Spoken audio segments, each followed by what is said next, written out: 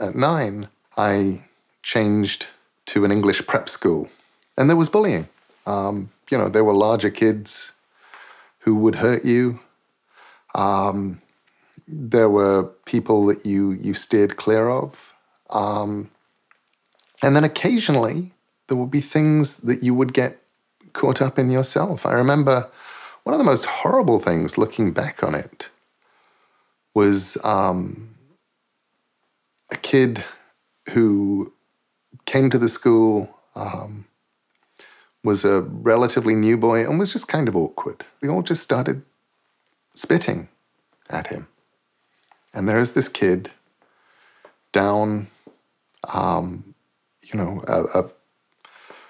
standing on the ground, and we're all up on the first floor, the top of the staircase. And he has to come to the lesson, and he can't. And he's just standing there, crying.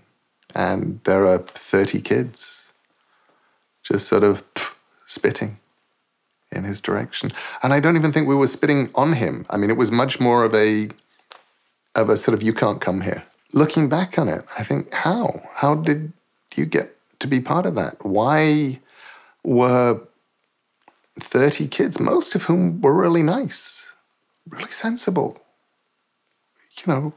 suddenly doing this strange, crazy thing, which actually stopped at the point when the teacher turned up for the lesson and saw what was going on? I was so glad that somebody had stopped us. And it's one of those things that,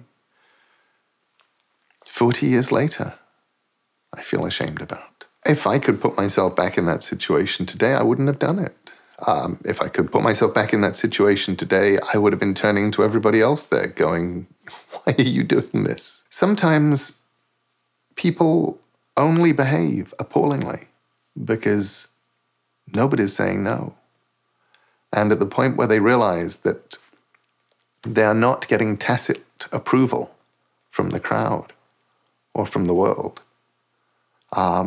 it only takes one person to say, what you're doing isn't okay, to turn the entire world around and to have everybody going, actually, what you're doing is not okay. One bystander can make an enormous difference.